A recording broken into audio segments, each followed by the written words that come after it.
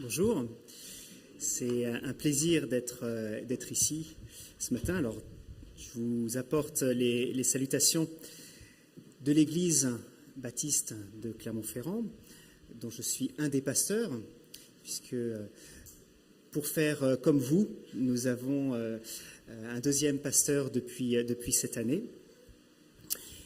Je suis heureux d'être ici parce que on a construit au fil du temps des relations entre les deux églises, des relations d'abord avec Erwan, Kevin, des relations de collègues où on a pu échanger, et puis aussi aller plus loin sur ce qu'on veut vivre en église à travers les formations régionales, et puis plus récemment à travers ce qu'on a fait pour les petits groupes, les groupes de maison. On a vécu la même chose dans deux villes, et c'est assez excitant de voir comment on vit une communion au-delà juste des murs qui nous entourent tous les dimanches. Et quelque part, je suis heureux d'être avec vous et de pouvoir vous parler en face à face après vous avoir parlé via support interposé dans les groupes de maison. Ce matin, pour cette prédication, j'aimerais prendre un récit de baptême. Récit qui se trouve dans le livre des Actes des Apôtres au chapitre 8. Alors vous pouvez suivre la lecture dans vos Bibles ou simplement l'écouter. Actes des Apôtres, chapitre 8, à partir du verset 26.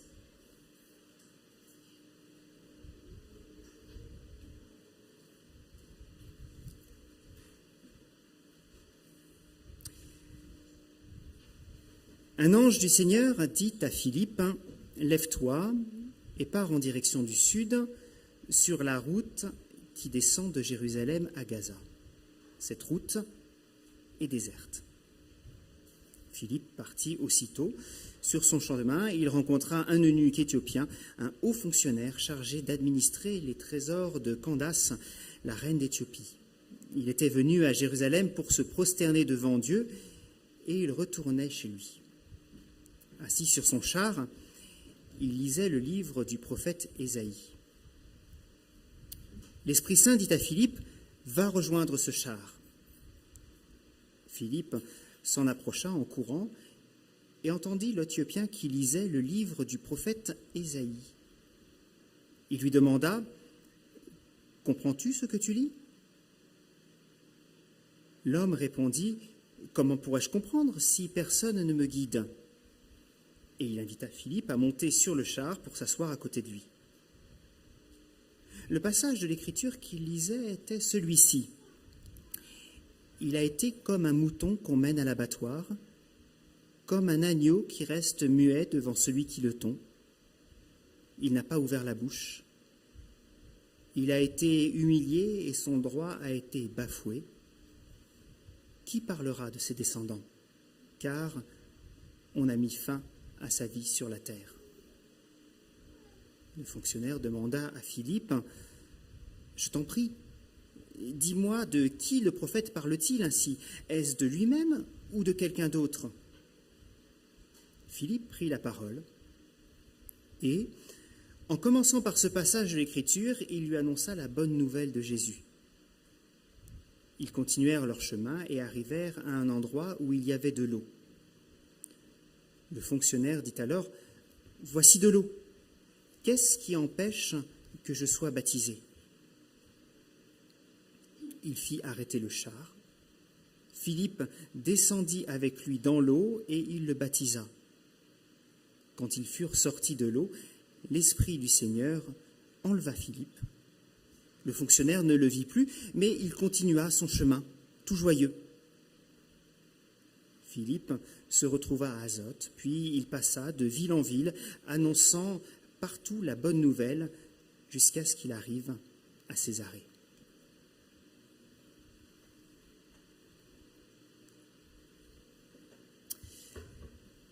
Voici donc le récit d'un baptême, un récit connu. Peut-être l'avez-vous déjà entendu. Et la première impression qui se dégage quand on lit ce récit, c'est une impression de rapidité. Je ne sais pas, Raphaël, comment ça s'est passé pour toi, la préparation au baptême. J'ai l'impression un peu plus longue que celle-ci. On voit quelqu'un qui ne sait rien, a priori, et qui est baptisé immédiatement en plein désert. C'est rapide. Et parfois, on prend ce texte pour justifier que on n'a pas forcément besoin d'église pour avancer avec Dieu. On peut être baptisé n'importe où. Je ne suis pas sûr, je ne crois pas même que ce soit ce que le texte enseigne. Je vous invite plutôt à l'observer ensemble. Dans ce récit, nous avons deux hommes. Deux hommes et, en regardant bien, deux questions qu'ils posent tour à tour. Deux hommes et deux questions. Le premier, c'est Philippe. Il a un nom. Ça permet de le situer. Philippe, c'est une figure du début de l'Église, une figure de l'Église de Jérusalem, parce qu'on le voit apparaître en acte 6. C'est un des responsables de la distribution de nourriture.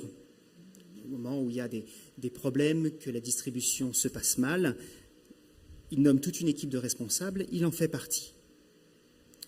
Ce n'est pas un apôtre, pas un des 12, pas un de ceux qui enseignent l'Église. On est là à un moment précis de l'histoire de l'Église, au début de l'histoire de l'Église.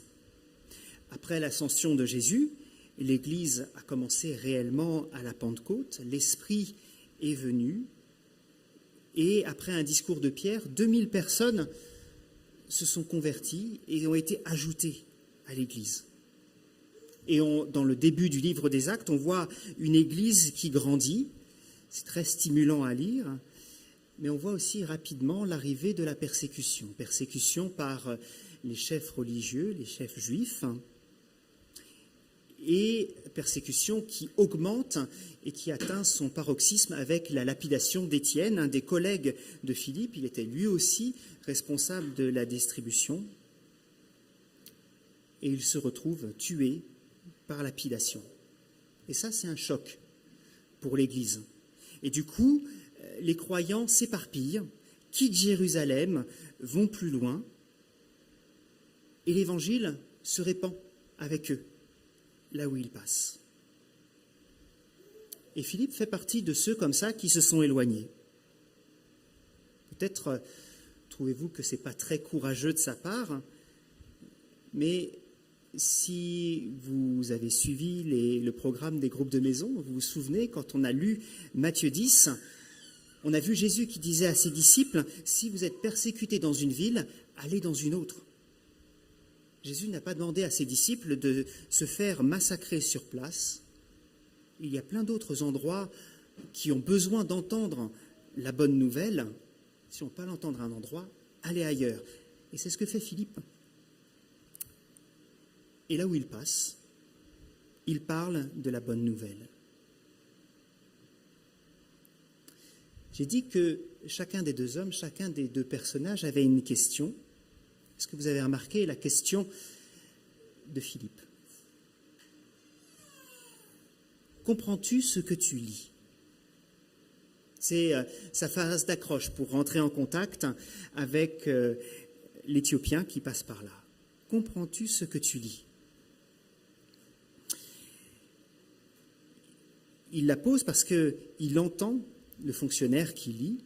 À l'époque, on a l'habitude de lire à voix haute. C'est important un peu de mesurer ça un peu. À l'époque, on ne se procure pas des Bibles dans toutes les bonnes librairies. On ne peut pas en trouver pour 2 €. À l'époque, posséder un écrit, c'est quelque chose de rare, c'est quelque chose qui a un prix.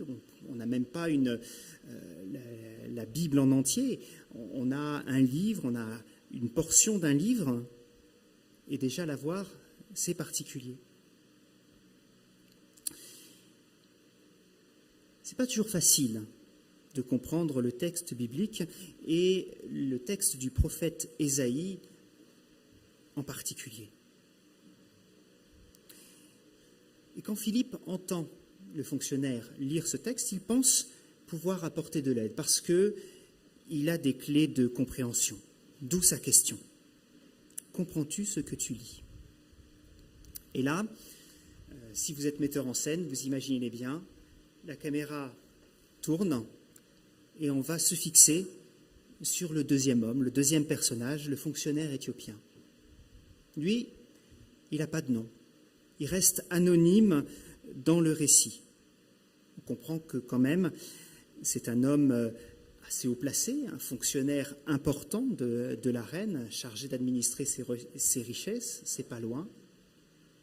Il possède un écrit, ce qui est rare, qui montre quand même un statut important. Et puis, il peut se permettre un voyage pour aller à Jérusalem. Ce voyage, justement, qui montre que c'est quelqu'un qui a une recherche spirituelle. Il veut voir Dieu. Il veut se prosterner devant lui. Et à cette époque, c'est à Jérusalem qu'on va. C'est là que Dieu a établi sa présence dans le temple. C'est le lieu où on l'adore. On est, avant en tout cas, à ses yeux, avant cette nouvelle alliance que Jésus instaure, cette alliance où peu importe le lieu où on adore, où ce qui importe, c'est de l'adorer en esprit et en vérité. Donc du coup, il accepte la contrainte et il a pris la route pour venir à Jérusalem. Et on le voit là, sur son char, en train de lire sur le chemin du retour. Il lit et il peine à comprendre. Il lit ce texte qui parle d'un homme qui a été maltraité, qui s'est laissé faire jusqu'à la mort, qui s'est laissé faire comme s'il supportait un châtiment mérité. Et il ne sait pas qui c'est. Ça peut paraître étrange quand on est chrétien, quand on est allé à l'école du dimanche, quand on a une figure comme ça, on sait tout de suite qui c'est Jésus. Mais pour ceux qui n'ont pas ces clés de compréhension, qui peut être ce personnage? C'est une question qui occupe les commentaires juifs qui se posent cette question. Qui est ce serviteur? Est-ce que c'est Ésaïe lui-même? Il parle à la première personne, ça pourrait être de lui qu'il parle. Et en même temps, ça ne colle pas parce que les différentes épreuves qui sont décrites dans les différents poèmes du serviteur ne collent pas avec ce qu'on sait de la vie d'Ésaïe, pas tous. Est-ce que c'est le peuple d'Israël? Il a été maltraité, il a subi des épreuves, mais en même temps, il y a dans ces poèmes quelque chose de personnel, où il parle à la première personne, qui fait que ça cloche aussi. Alors Philippe lui explique.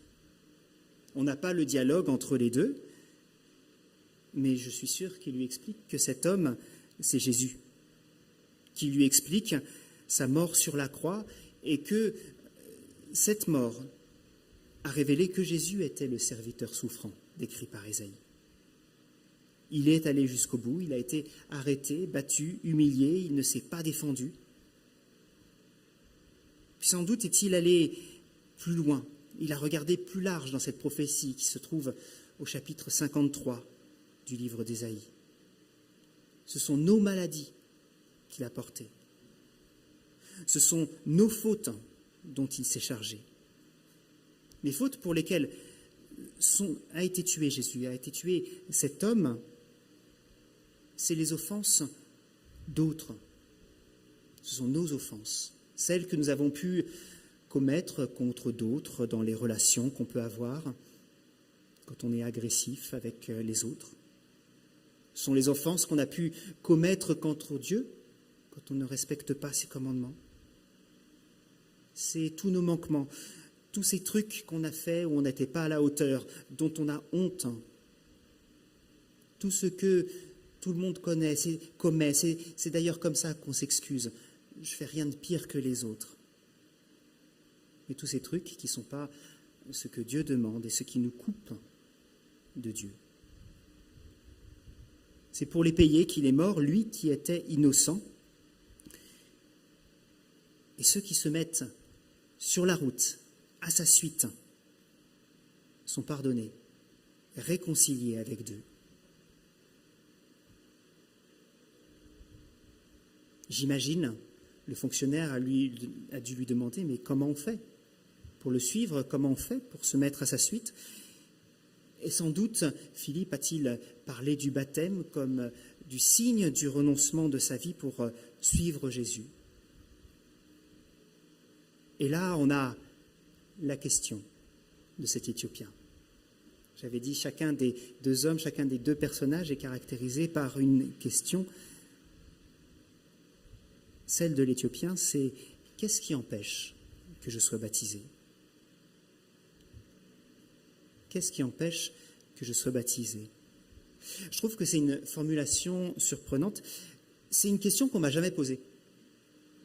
Je suis pasteur, on vient me voir, on me dit « J'aimerais être baptisé, j'aimerais prendre le baptême. » Mais jamais cette question « Qu'est-ce qui empêche que je sois baptisé ?» Et je trouve que cette question, elle montre des choses. Elle montre déjà que l'Éthiopien a compris combien il était nécessaire d'être baptisé. Il a compris que quand on veut suivre Jésus, eh bien, ça commence par une voie à sens unique qui passe par le baptême. C'est la prochaine étape. Et donc sa question, c'est je veux me mettre en route, je veux passer cette étape. Est-ce qu'il me manque quelque chose?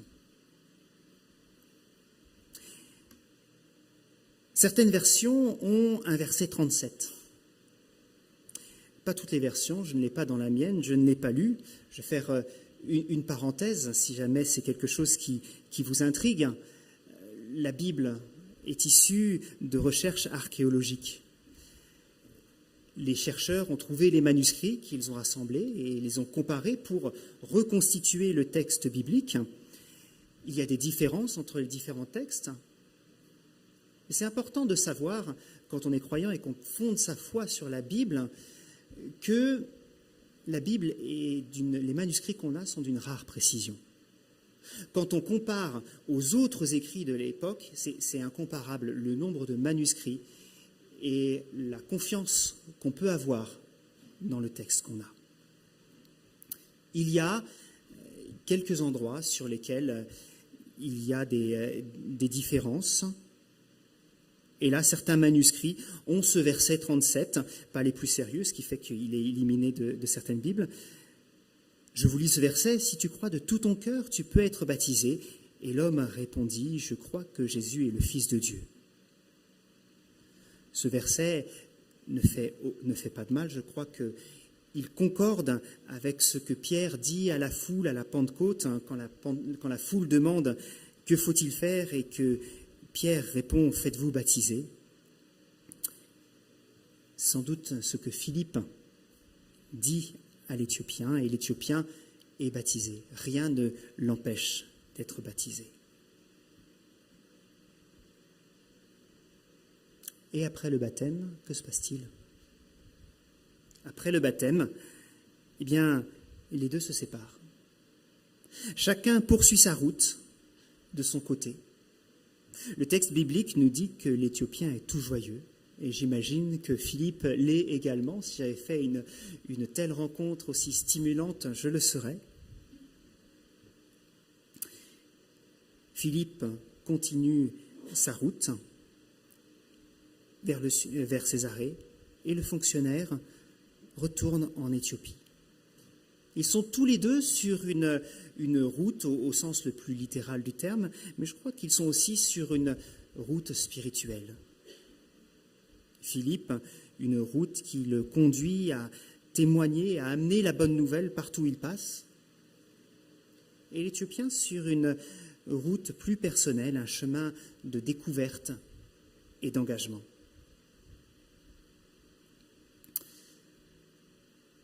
Je crois qu'il y a un troisième personnage dans ce récit. Et ce troisième personnage, c'est le Saint-Esprit. Quand on lit ce texte, on le voit agir et on le voit explicitement agir. C'est lui qui dit à Philippe d'aller vers le char quand il le voit. Si Philippe est là, c'est parce qu'un ange lui a parlé. Et je pense que derrière cet ange, il y a aussi l'Esprit qui agit. Et puis, une fois que tout ça c'est fini, c'est encore l'Esprit qui intervient pour emmener de façon extraordinaire Philippe ailleurs. Philippe et l'Éthiopien se croisent et se séparent dans une rencontre orchestrée par le Saint-Esprit. Et en plus de cette action explicite de l'Esprit, il y a aussi une action implicite. Il est certainement à l'œuvre avec Philippe quand il explique la bonne nouvelle. C'est lui qui place les mots qu'il doit dire dans sa bouche, ainsi que Jésus l'avait annoncé à ses disciples, que l'Esprit les assisterait dans ce qu'ils auront à dire. C'est certainement lui qui est avec l'Éthiopien quand il reçoit la bonne nouvelle et qu'il se met à croire, ainsi qu'il est écrit dans la parole que c'est l'Esprit qui nous convainc, qui parle à notre cœur. Et par cette action, on voit que c'est lui qui concrètement construit l'Église. On l'a vu déjà à la Pentecôte, quand les 2000 se sont levés et se sont ajoutés à l'Église. Et quand ils sont dispersés, il agit encore. Et donc, la conclusion dont je parlais en introduction, de tirer de ce texte qu'on n'a pas besoin d'Église pour vivre sa foi, je pense qu'on ne peut pas la tirer de ce texte. On est là dans une période particulière de l'histoire de l'Église, une période naissante où l'Esprit est particulièrement à l'œuvre pour la construire. Il a fait tout un travail à Jérusalem et là, il dépasse Jérusalem, il élargit la cible en touchant d'abord quelques personnes et puis bientôt, ce sera les païens, le monde entier. Ce serait une mauvaise conclusion que d'utiliser ce texte pour dire que l'Église est superflue pour vivre sa foi. Mais quelle serait une bonne conclusion? Qu'est-ce qu'on peut en tirer pour nous, tout en sachant que les récits qu'on trouve dans la Bible ne sont pas des textes normatifs, des textes qui nous disent voilà ce qu'il faut faire, ce sont des récits d'expérience, mais ils sont inspirants. Ils peuvent nous inspirer et nous mettre en mouvement. Je crois que dans ce texte, dans le portrait de ces deux hommes, on peut se reconnaître dans la route spirituelle que nous-mêmes nous empruntons. Deux personnes qui sont en mouvement, et ce fonctionnaire qui demande « Qu'est-ce qui empêche que je sois baptisé ?» Et je pense pour ceux qui sont en chemin avec Dieu, qui le découvrent, qui ne sont pas encore baptisés, il est un modèle. Un modèle parce qu'il ne reste pas là, les bras croisés, à attendre. Comme le disait Raphaël dans son témoignage, il y a une partie à faire soi-même. Alors il se met en mouvement. Il est en recherche, il va à Jérusalem, il persévère dans sa lecture des Écritures, même s'il ne comprend pas toujours. Il est intéressé, il veut comprendre, et il chemine avec Dieu jusqu'au jour où, enfin, Dieu met quelqu'un sur sa route. Alors il l'invite, il lui pose ses questions, il fait le point sur là où il en est, sur son cheminement, et il pose cette question. Qu'est-ce qui empêche, là, maintenant, aujourd'hui, là où j'en suis, que je sois baptisé?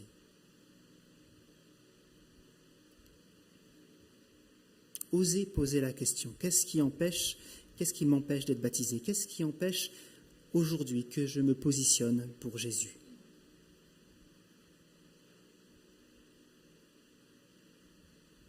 Et puis, à côté de cet Éthiopien, il y a Philippe et sa question. Comprends-tu ce que tu lis? Si vous êtes chrétien, si vous vous êtes déjà engagé pour Jésus, vous savez que nous sommes appelés à évangéliser, à partager la bonne nouvelle. Mais c'est quelque chose qui est impressionnant. C'est quelque chose que bien souvent on a peur de faire. On ne sait pas comment s'y prendre, on ne sait pas quoi dire. On ne s'en sent pas capable. C'est réservé aux évangélistes. Il me semble qu'avec Philippe, nous avons un modèle. Philippe, je l'ai dit, ce n'est pas un prédicateur dans son église. Ce n'est pas un des apôtres qui enseigne. Mais il écoute et il sait des choses. Il sait reconnaître Jésus dans les prophéties d'Ésaïe. Et ce qu'il sait, il le partage. Il est attentif à ceux qui sont autour de lui, à ceux qu'il entend, à ceux qu'il voit. Et quand il a des clés de compréhension à offrir, il les propose. Le serviteur souffrant, c'est Jésus. Il ose interpeller. Comprends-tu ce que tu lis? Et c'est ça son pas déterminant. Et il nous invite, nous aussi, à le faire, à poser la question. Comprends-tu ce que tu lis? Comprends-tu ce que tu vis? Comprends-tu ce qui se passe dans ce monde? Nous avons des clés de compréhension pour cela. Et nous pouvons, nous aussi, être disponibles pour les partager.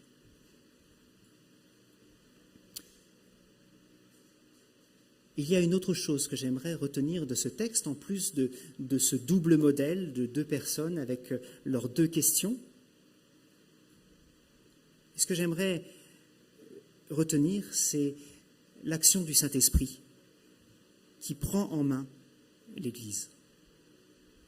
C'est lui qui construit l'Église et il le fait de façon visible pour peu qu'on y prête attention. Et c'est un sujet d'émerveillement quand on y prête attention. L'Église n'est pas faite de main d'homme. Elle ne se bâtit pas sur des techniques de conviction ou sur des plans stratégiques. C'est l'Esprit qui l'a fait vivre, et il l'a fait vivre à travers les siècles. Et il l'a fait vivre parfois même malgré les hommes qui l'abîment. Ce ne sont pas des hommes qui touchent les cœurs, c'est l'Esprit qui touche ceux que Dieu a choisis et qui les ajoute à l'Église. Son initiative dépasse toutes les stratégies. C'est lui qui est aux commandes et qui utilise ceux qui se laissent utiliser par lui. Aussi terminerai-je avec cette question. Êtes-vous ouvert à l'Esprit? Êtes-vous disponible pour son action de construction de l'Église? Cette question, elle s'adresse à tout le monde, quelle que soit l'étape dans laquelle vous êtes. Est-ce que vous êtes dans une étape où vous découvrez la foi, où vous venez ici en curieux, où vous venez pour savoir? Continuez votre exploration. Posez vos questions, vous êtes ici dans un bon endroit pour cela. Est-ce que vous marchez déjà avec Christ? Soyez disponibles pour saisir les occasions et osez poser la question à ceux que vous côtoyez simplement. Comprends-tu ce que tu lis, ce que tu vis, ce que tu vois? Soyons disponibles pour l'action du Saint-Esprit. Et alors nous pourrons, comme l'Éthiopien, comme Philippe, repartir tout joyeux de collaborer à l'œuvre de construction de l'Église, opérée par Dieu et son Esprit. Amen. Je vous invite à la prière. Seigneur, nous voulons être disponibles à l'action de ton Esprit. Et Seigneur, nous te louons pour la façon dont tu construis ton Église. Nous avons pu le voir ce matin avec la façon dont tu es venu chercher, tu as fait cheminer Raphaël. Nous avons pu le voir en maintes occasions. Et nous voulons te glorifier pour cela. J'aimerais te prier que tu nous rendes disponibles pour faire ce que tu attends de nous, pour continuer à répandre la bonne nouvelle. J'aimerais te prier pour tous ceux qui, ce matin, te découvrent, apprennent à te connaître, avancent vers toi. Que tu les amènes jusqu'au bout, jusqu'au point où ils peuvent s'engager. Continue, Seigneur, à construire ton Église et nous te prions qu'elle rende gloire à Dieu. Nous prions au nom de Jésus. Amen.